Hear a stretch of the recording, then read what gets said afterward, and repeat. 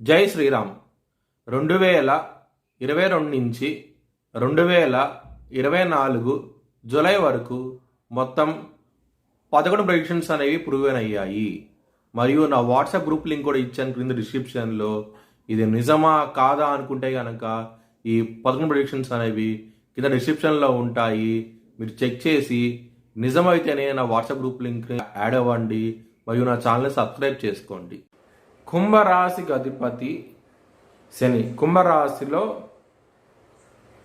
ధనిష్ట 3-4 పాదాలు, శతభిషం 4 పాదాలు, పూర్వభాద్ర 1-2-3 పాదాలు ఉంటాయి.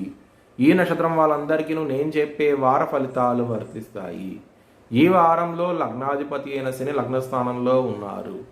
దాని మూలంగా ఇలినాటి శని ఉండబోతోంది.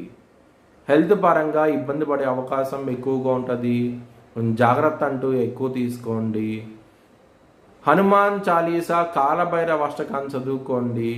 మీ హెల్త్ ప్రాబ్లమ్స్ నుంచి రికవర్ అయ్యే అవకాశాలు ఎక్కువగా ఉంటాయి. కెరియర్ పరంగా మాత్రం ఈ వారం అనేది చాలా అనుకూలంగా ఉండబోతోంది. ప్రమోషన్స్ కూడా ఛాన్స్ వచ్చే అవకాశం ఎక్కువగా ఉంటుంది. ఈ వారంలో చాలా ఆనందంగా ఉంటారు. మ్యారేజ్ పరంగా మాత్రం ఇబ్బందికరంగా ఉండబోతోంది. గొడవలు అంటూ ఎక్కువగా ఉంటాయి.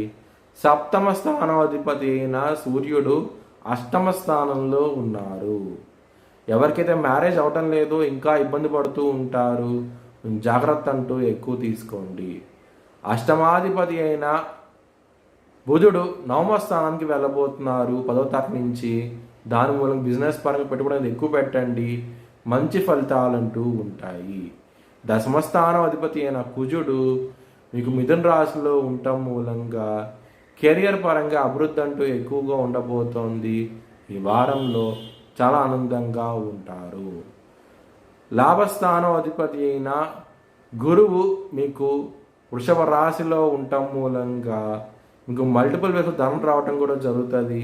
చాలా ఆనందంగా ఉంటారు. శత్రువులు నశిస్తారు. ఈ వారంలో చాలా మంచి ఫలితాలంటూ చూడబోతున్నారు. మీ భవిష్యత్ వివరాల కోసమై హెచ్ఎల్ఎన్ జ్యోతిష్యాలను సంప్రదించండి. 2024 భారత్ ప్రైమ్ మినిస్టర్గా నరేంద్ర మోడీ రీఎలక్ట్ అవుతాడని చెప్పి నేను మార్చ్ 2022లో చెప్పడం జరిగింది.